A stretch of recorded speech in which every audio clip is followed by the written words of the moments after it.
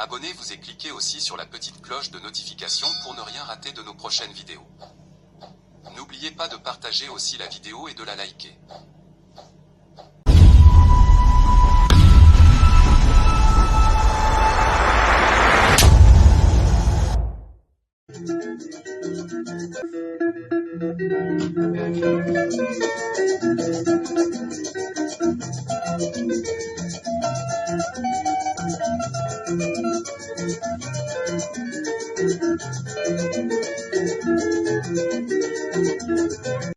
Bonjour, suivez Afro Congo News Sport.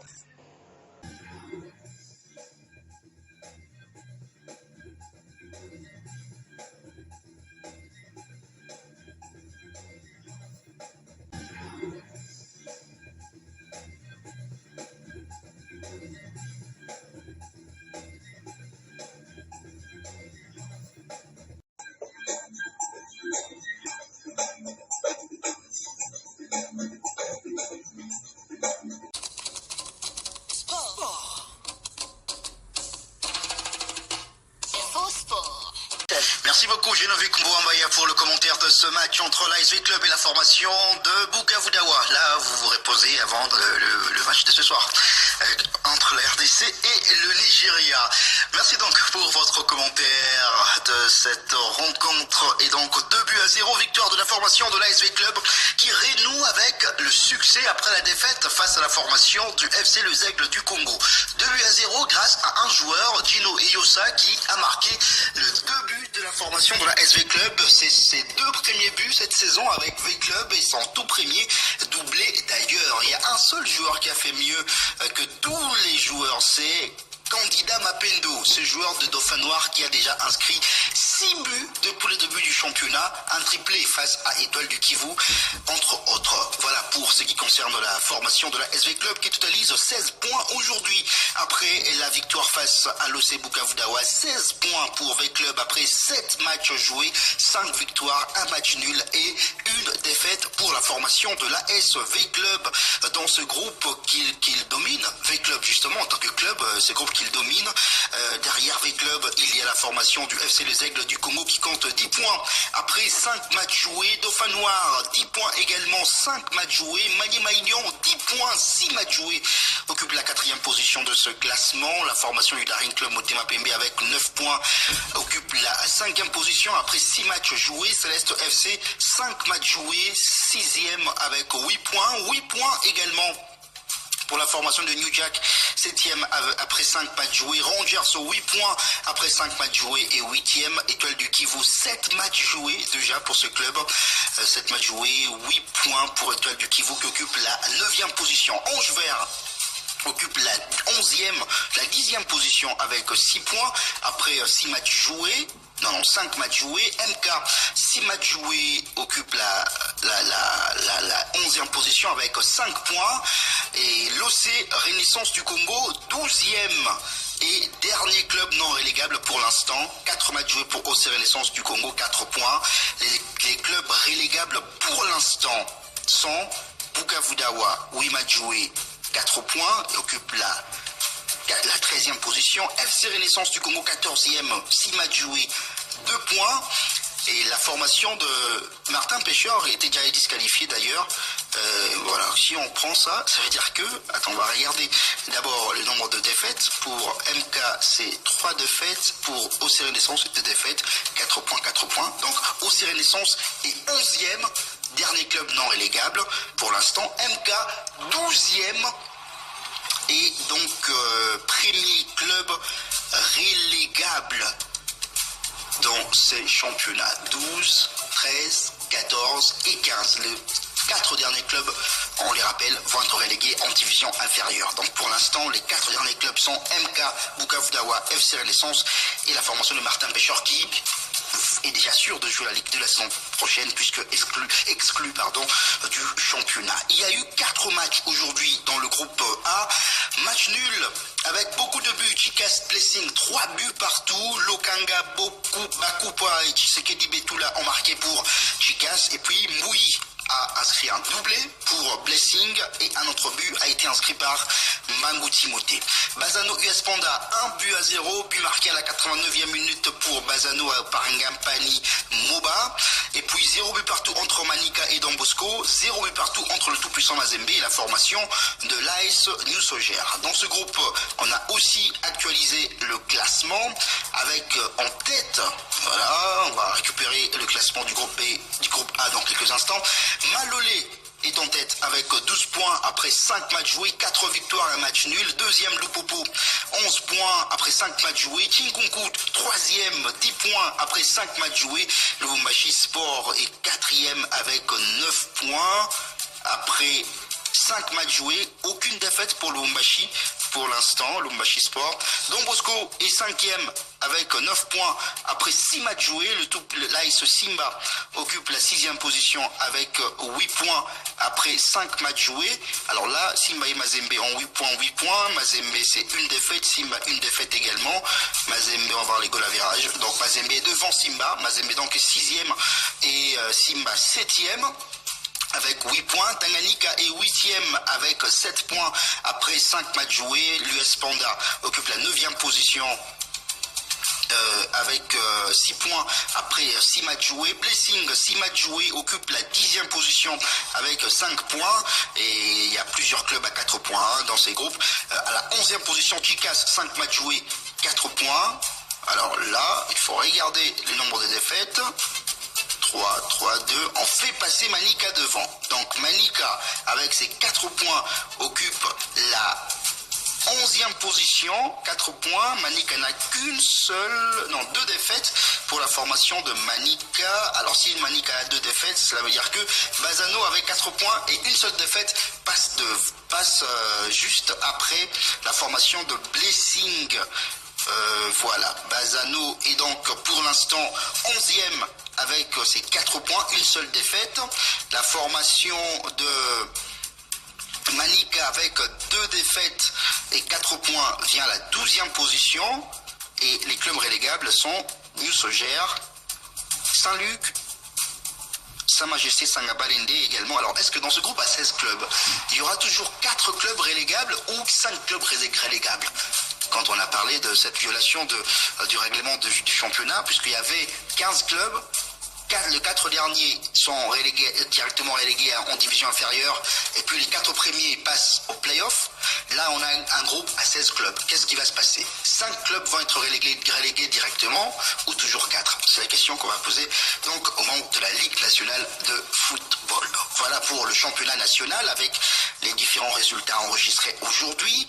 On va rappeler que voilà, le championnat recommence à attirer du monde, mais attention, puisqu'il faut acheter le billet pour entrer au stade et éviter le phénomène taxi. Le prix de billet pour le pourtour, c'est 3 000 francs, tribune latérale, 10 000 francs, tribune centrale, 20 000 francs, tribune d'honneur, 30 000 francs, tribune VIP, 50 000 francs. Et vous le savez, les billets sont en vente via Illico Cash par la plateforme e-ticket. Donc c'est l'unique voie pour acheter le billet. Et les autres qui n'achètent pas des billets, quand vous n'achetez pas les billets à la voie recommandée par l'organisateur du championnat, sachez que vous ne permettez pas au club de pouvoir récupérer de recettes. Voilà. Donc l'argent qui n'est pas donné, qui n'est pas versé à la voie indiquée par l'organisateur pour l'achat des billets, n'arrive pas jusqu'à l'organisateur pour justement répartir cet argent aux différents clubs. On aime nos clubs, il faut qu'on fasse les choses bien. Tout à l'heure, j'ai parlé du bon comportement dans le stade, puisque quand vous vous comportez mal, il y a des amendes pour vos clubs, les amendes que vos clubs écopent. Voilà, les amendes dans vos clubs écopent pour justement mauvais comportement de vous, supporters. 15 000 $ pour l'AS Simba, c'est beaucoup d'argent qui pourrait servir à autre chose pour la formation des Simba. Imaginez que votre club également soit sanctionné avec une amende de 15 000 $ ou 20 000 $ parce que vous vous êtes mal comporté. Ce sont les dirigeants et les clubs et les joueurs, justement, les membres de sa technique, qui vont beaucoup plus souffrir, puisque cet argent pourrait servir à autre chose que à être payé à l'organisateur, parce que les supporters se sont mal comporter. Voilà. Donc soyez sages, chers supporters des clubs. On a besoin que le supporter revienne au stade, nombreux, mais on ne veut pas de supporters qui ne savent pas respecter ou encore accepter les résultats. Venez nombreux au stade, bénéficiez de ce spectacle, puisqu'il y a du spectacle. Spectacle, les ongues vraiment à la stade. Donc il faut venir au stade, appuyer votre club. Si vous gagnez, voilà, vous applaudissez. Si vous perdez, vous rentrez, c'est la vie. Et si vous faites match nul, c'est aussi la vie. Donc si vous perdez, cela ne veut pas dire que vous n'allez pas gagner après. On a vu le club a perdu contre les Aigles aujourd'hui, le club a gagné. On a vu d'autres clubs également perdre et gagner ensuite. Donc voilà. Voilà ce qu'on peut dire pour ce qui concerne le championnat national. C'est vrai qu'on va ouvrir le téléphone aujourd'hui un peu tard, puisqu'on doit parler également des Léopards de la République démocratique du Congo, qui jouent un match important. Alors je viens de faire le tour des éliminatoires dans toutes les zones. Et pour voir les positionnements de chaque pays au dernier classement FIFA. Puisque si je ne m'abuse, le tirage au sort pour le barrage du mois de mars doit se tenir le 19, en tout cas, le 19 novembre. Donc je vais d'abord vérifier le tirage au sort des barrages, des éliminatoires du mondial 2026, les éliminatoires intercontinentaux, voilà, mondial 2026. Quand est-ce que le tirage sera effectué? Les deux tirages au sort se dérouleront consécutivement. Ça, c'est un dernier article du 7 novembre dernier, publié par la Fédération internationale de football, association concernant le tirage au sort justement de barrages. Je pense que ce sont les barrages intercontinentaux. Dans quelques instants, l'article va donc être publié. Alors, le tirage au sort du tournoi de barrages de la Coupe du Monde 2026 et des barrages européens auront lieu au siège de la FIFA. Les tirages au sort du tournoi des barrages de la Coupe du Monde 2026 à Zurich, ce sera le 20 novembre. Donc, le jeudi 20 novembre 2025, il y aura le tirage au sort des barrages intercontinentaux et les barrages au niveau européen. Puisque vous le savez, il n'y aura pas de pays européens au niveau de barrages intercontinentaux. Il y aura un barrage qui sera organisé pour l'Europe, ça sera donc entre les Européens. Et puis, il y aura, comme nous on a eu le barrage au niveau africain, mais après le barrage africain, il y aura le barrage intercontinentaux, des barrages intercontinentaux où il n'y aura pas de pays européens. Donc, déjà ce jeudi 20 novembre, nous allons connaître les différentes affiches de barrages intercontinentaux. Je rappelle que pour le barrage intercontinentaux, il y aura 6 pays qui vont participer à ces barrages intercontinentaux. Un pays va sortir de l'Afrique. Ça sera soit le Nigeria, soit la République démocratique du Congo. Les deux pays s'affrontent ce soir à partir de 20h juste. Un pays sortira de l'Asie. Ça sera soit l'Irak, soit les Émirats arabes unis. Alors, pour l'Asie, il y a eu un premier match, un match aller qui s'est joué aux Émirats arabes unis. Ce match-là s'est soldé sur le score d'un but partout. Et puis les deux pays vont se retrouver mardi 18 novembre pour le match retour qui aura lieu en Irak. C'est donc mardi que nous connaîtrons le représentant de l'Asie aux barrages intercontinentaux. Un pays viendra de l'Amérique du Sud pour la Côte Mébol. Ce pays est déjà connu, c'est la Bolivie. La Bolivie déjà qualifiée pour les barrages intercontinentaux. Un pays viendra de l'Océanie pour l'OFC. Et là, le représentant de l'OFC, de l'Océanie, est déjà connu, c'est la Nouvelle-Calédonie. Et puis, 2 pays viendront de l'Amérique du Nord, du Centre et puis les Caraïbes, ce qu'on appelle la CONCACAF, la Confédération justement de football d'Amérique du Nord, Centre et puis les Caraïbes. Les 2 pays-là ne sont pas encore connus. Et ils seront connus le mardi 18 pour l'Amérique. Il sera déjà le 19 ici, puisque le match va se jouer à 2h du matin, heure de Kinshasa, et nous serons le 19 novembre. Donc il sera 2h du matin à Kinshasa quand ces matchs-là vont commencer le 18 novembre dans ces pays-là, puisqu'il y a un décalage horaire. Donc, au soir la nuit du mardi 18 au mercredi 19 novembre, nous allons connaître les deux représentants de la CONCACAF. Comment se présente la situation là-bas? Il y a 3 groupes pour les derniers tours. Dans ces 3 groupes, les 3 premiers vont directement se qualifier pour la Coupe du Monde. Et puis les 2 meilleurs deuxièmes des 3 groupes, ce sont les 2 meilleurs deuxièmes des 3 groupes-là qui vont représenter la CONCACAF au barrage intercontinentaux. Comment ça se présente? Dans le groupe A, pour la CONCACAF, ça sera soit le Suriname, soit le Panama. Les 2 pays comptent 9 points pour l'instant et ne peuvent plus être rattrapés par le Guatemala qui compte 5 points. Alors, à 2h du matin, le 19 novembre, mercredi à 2h du matin, soit il sera encore mardi 18 là-bas chez eux, le Panama va affronter Salvador et puis le Guatemala va affronter justement Suriname. Et c'est après ces 2 rencontres que nous allons connaître qui de Suriname et de Panama va terminer en première position et va se qualifier directement pour la Coupe du Monde. Et l'autre qui terminera deuxième jouera peut-être les barrages, puisque je rappelle qu'il y a 3 groupes et que seuls les 2 meilleurs deuxièmes de 3 groupes vont se qualifier. Et puis, dans le groupe B, ça sera soit Curaçao, soit la Jamaïque. Curaçao compte 11 points et puis la Jamaïque compte 10 points. Et dans ce groupe, les 2 pays vont s'affronter le 18 novembre. Ça sera déjà 19 novembre ici chez nous puisque ça sera aux premières heures de la journée de mercredi. Curaçao va affronter Jamaïque pour le match décisif. Le pays qui va s'imposer. Alors s'il y a match nul, c'est Curaçao qui va directement se qualifier pour la Coupe du Monde. Et Jamaïque qui va terminer avec 11 points et sera sûr de jouer les barrages intercontinentaux. Si c'est la Jamaïque qui s'impose, c'est la Jamaïque qui va donc passer directement à la Coupe du Monde et Curaçao va jouer les barrages intercontinentaux. Dans ce groupe, les équipes qui suivent ne peuvent plus espérer terminer parmi les meilleurs deuxièmes. Le groupe C, c'est là où il y a 3 pays qui peuvent encore se qualifier directement pour la Coupe du Monde ou pour les barrages intercontinentaux.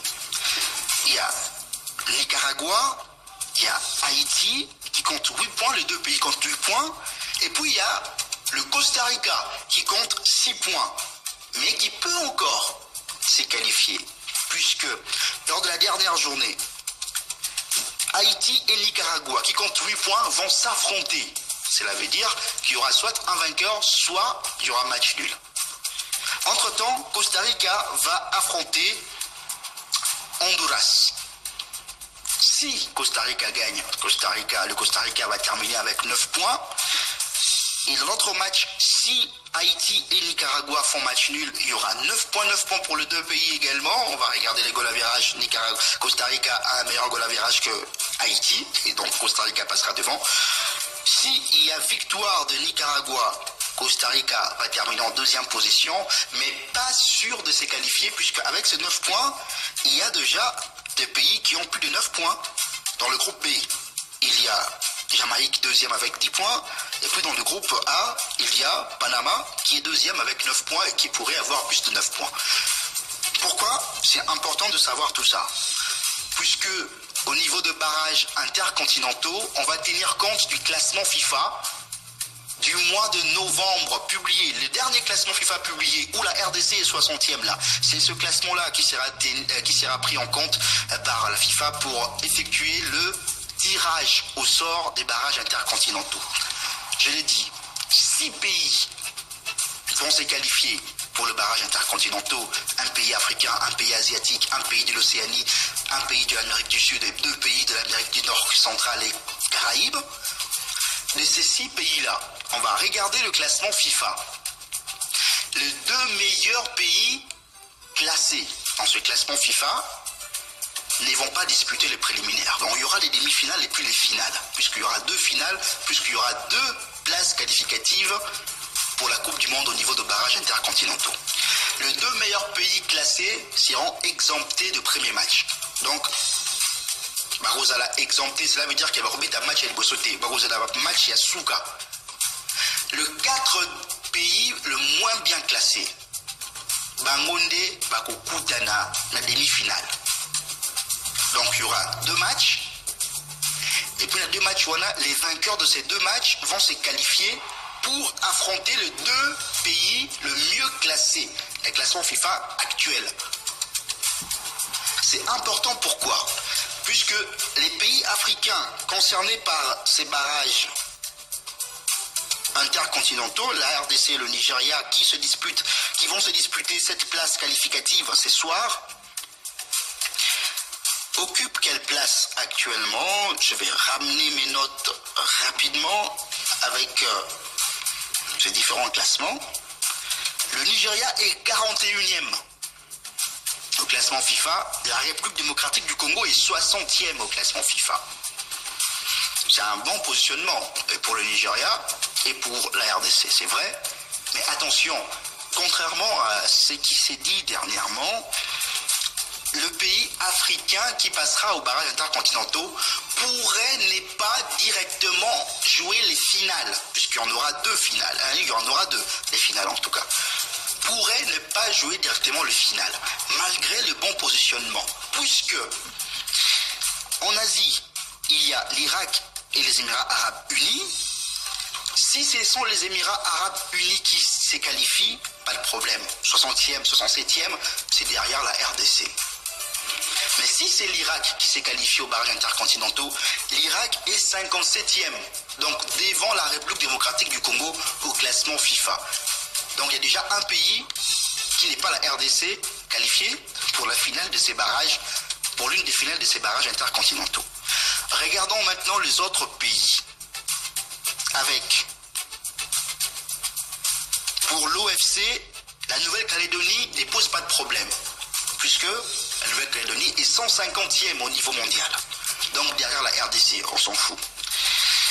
La CONMEBOL, la Bolivie est 76e au niveau mondial au classement FIFA. Derrière la RDC, on s'en fout. Là, c'est bon. Mais pour la CONCACAF, il y a 2 pays qui sont devant la RDC au classement FIFA. Il y a le Panama et il y a le Costa Rica. Si l'un de ces 2 pays termine parmi les 2 meilleurs deuxièmes des 3 groupes de ces éliminatoires au niveau de la CONCACAF, cela voudra tout simplement dire que la RDC devra, si elle s'est qualifiée pour les barrages intercontinentaux, commencer par les demi-finales avant de jouer une des 2 finales. Ici, on a le Panama pour l'instant qui est 2e de son groupe justement avec ses 9 points. S'il arrivait que lors de la dernière journée, Suriname gagne Guatemala avec un score plus large que le score de la victoire de Panama contre Salvador, le Panama va se qualifier en tant que meilleur deuxième et sera donc devant la RDC au classement FIFA, ce qui fera que s'il y a l'Irak qui se qualifie et il y a soit le Panama, soit le Costa Rica qui se qualifie en tant que l'un des meilleurs deuxièmes de la CONCACAF et que l'Irak se qualifie comme le représentant de l'Asie, la RDC à ces moments-là ne va pas jouer directement les finales, mais va commencer par les demi-finales. Et commencer par les demi-finales, quand je ne vais pas citer les pays qui vont commencer par le préliminaire, donc le demi-finale, il y a notamment la Bolivie. Il y aura peut-être une chance de voir RDC-Bolivie en demi-finale, peut-être, pourquoi pas. Donc pour que la RDC, en cas de qualification aux barrages intercontinentaux, ne joue qu'un seul match, donc une des 2 finales, il faudra que l'Irak peut-être ne passe pas, ou que le Panama ne termine pas deuxième et qu'il ne se qualifie pas en tant que meilleurs deuxièmes de la CONCACAF, ou tout simplement, pour que la RDC joue une des 2 finales, il faut que le Panama se qualifie directement en tant que premier de son groupe pour la Coupe du Monde et que le Costa Rica ne termine pas parmi les meilleurs deuxièmes. Voilà, pour faire simple, c'est ça. Pour faire simple, c'est ça. Puisque l'Irak contre les Émirats Arabes Unis, ce sera aussi serré. Et l'Irak pourrait gagner. Même si l'Irak ne gagne pas et que ce sont les Émirats Arabes Unis qui passent, c'est bon aussi pour la RDC. Dans ces cas-là, le Congo ne va jouer que la finale de ces barrages intercontinentaux. Je pense avoir été clair dans mes explications concernant ces barrages intercontinentaux. Et puis nous connaissons où vont se jouer ces barrages intercontinentaux au mois de mars 2026. Ça sera au Mexique, dans 2 villes. La ville de Guadalajara et puis Monterrey. Guadalajara et Monterrey. Les 2 villes qui vont abriter les barrages intercontinentaux des éliminatoires de la Coupe du Monde 2026. Ça sera au mois de mars 2026. La RDC joue ce soir contre le Nigeria. Ça sera à 20h, heure de Kinshasa. Je vous propose d'écouter le coach Sébastien Desabre. Il faut rappeler que la RDC va aujourd'hui enregistrer le retour de Meshak Elialina, qui n'a pas joué contre le Cameroun puisque c'est suspendu pour cumul de cartons. Donc sa suspension est passée et va jouer aujourd'hui si le coach veut bien l'aligner. Donc on va écouter le coach Sébastien Desabre qui s'attend à un match difficile, oui, contre une belle équipe africaine, mais les Congolais vont jouer à fond leur chance ce soir face au Nigeria. On l'écoute. C'est un match important. C'est vrai qu'il me semble que la RDC n'avait pas battu le Cameroun depuis de nombreuses années et également. Nous, on va s'axer sur notre récupération en toute humilité. On a battu une bonne équipe du Cameroun qui a pris beaucoup de risques en fin de rencontre pour essayer de marquer ce premier but. Puis le Nigeria, ça reste également ce qui se fait de mieux en Afrique. De toute manière, ce sont des équipes qui sont devant nous au classement FIFA. Nous, on sait qu'on a encore une marge de progression. On avance. Nous, on avance. Et on aura encore une opportunité contre le Nigeria pour encore montrer de quoi on est capable. Mais ça sera un autre match et quoi qu'il arrive, on va se lancer à fond dans la partie parce que comme vous avez dit, on était au Sénégal, on va dire à 5 minutes de la Coupe du Monde, on a reculé de quelque part, on en a regagné là et on se retrouve à un pas de ces fameux barrages au Mexique, donc c'est sûr qu'on va jouer crânement notre chance comme adversaire. Le sélectionneur de la République démocratique du Congo, Sébastien Desabre, et la RDC, je le rappelle, qui a éliminé le Cameroun lors des demi-finales. Victoire dans le temps additionnel, 1-0 grâce à un demi-dieu, toujours présent et toujours important pour l'équipe nationale de la RDC. Chancel Mbemba, très bon dans ce match, défensivement, et jusqu'à marquer ce but qui a offert la qualification à la RDC pour la finale. Après un corner bien tiré également par Chipenga. Brian Chipenga, un joueur qui a conquis les cœurs de Congolais. C'est vrai qu'il n'était qu'à son deuxième match pour la RDC.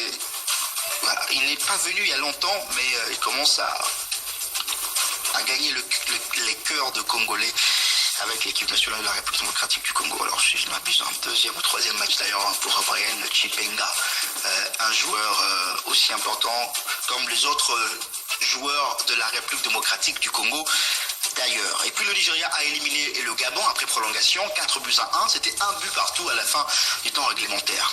Concernant les confrontations directes, RDC-Nigeria, ça fait longtemps que la RDC et le Nigeria se sont rencontrés en match officiel. La dernière rencontre officielle entre la République démocratique du Congo et le Nigeria remonte au 2 avril 1994. Et ça fait 31 ans. 31 ans que les deux pays ne se sont plus affrontés en match officiel. 31 ans, et la dernière rencontre officielle a été remportée par le Nigeria. C'était lors de la Coupe d'Afrique des Nations 1994, 2-0. Avant ça, il y a eu une autre victoire du Nigeria, 1-0 à la CAN 92. Il y a eu une victoire encore du Nigeria, 4-2 à la Coupe d'Afrique des Nations 1976. Mais bien avant cela, il y a eu des matchs amicaux, 2 remportés par la RDC, 1-0 en 1966, au mois de novembre et puis au mois de décembre. Et puis il y a eu un premier match amical, 3-2, En 1966 toujours, le 5 novembre, beaucoup de matchs au mois de novembre 1966, 3-2 pour le Nigeria. Mais après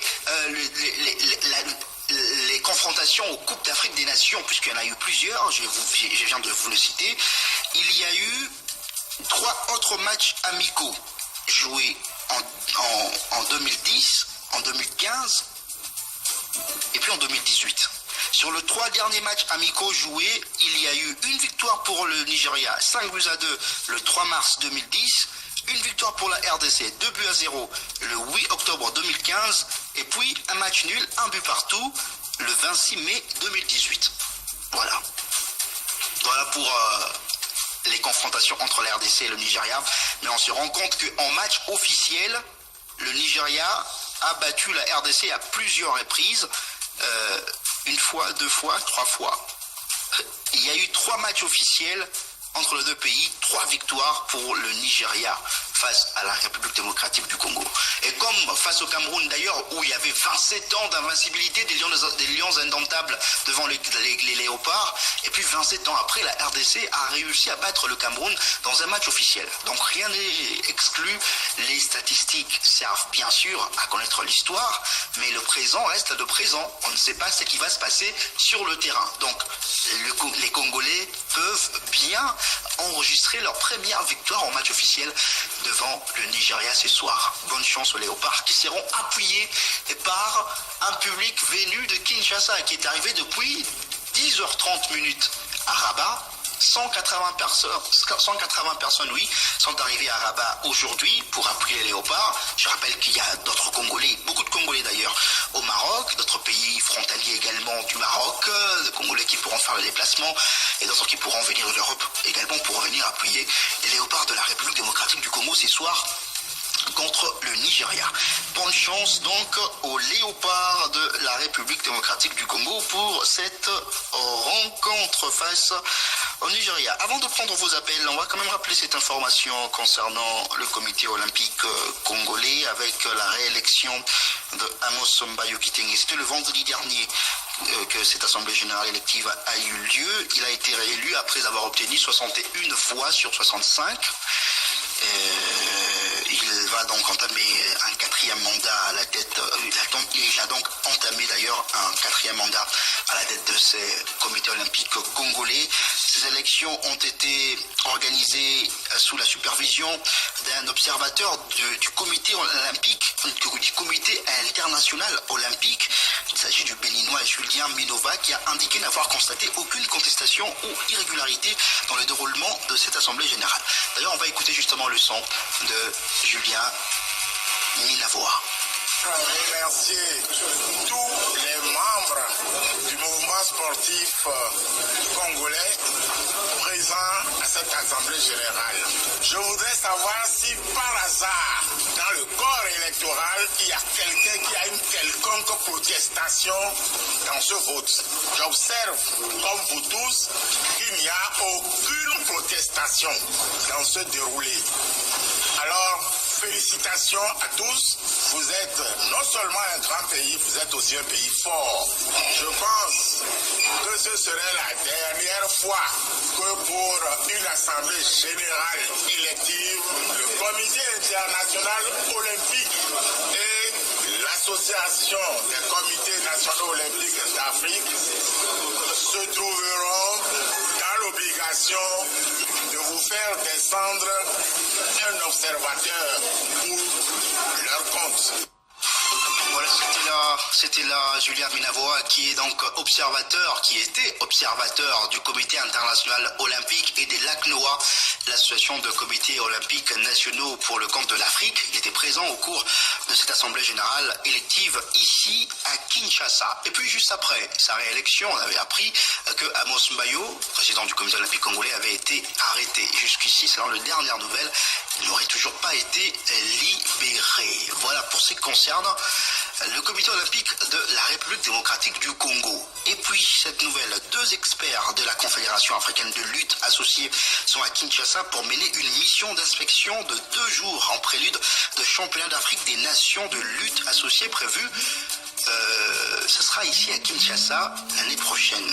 Et puis c'était à minuit voilà qu'ils sont arrivés et des experts de la Fédération internationale de lutte, cet expert de la Fédération internationale de lutte est arrivé à Kinshasa toujours hier, et puis les 2 personnalités de lutte africaines sont passées vérifier les conditions des infrastructures sportives à Kinshasa pour une possible organisation de championnat d'Afrique des nations de lutte. Et puis toutes ces visites concernent la supervision des sites d'hébergement, les sites de compétition et puis les transports, tout ce qui est en rapport avec l'organisation. Les 2 experts ont été accueillis par le président de la Fédération congolaise de lutte associée, Eric Kinzambi, et son vice-président Junior Mangangu. On va les écouter au cours de prochaines éditions, en tout cas de Journaux des Sports de Top Congo FM. Voilà, et on va vous accorder du temps pour poser quelques questions.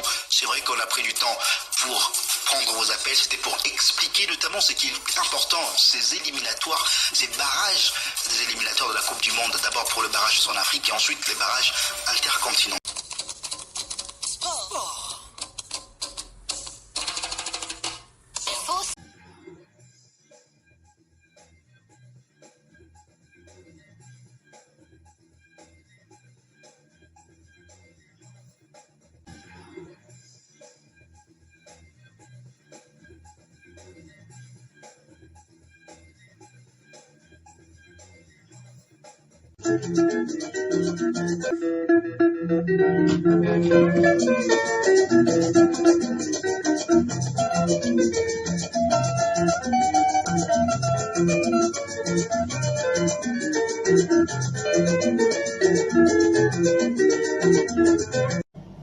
Abonnez-vous et cliquez aussi sur la petite cloche de notification pour ne rien rater de nos prochaines vidéos.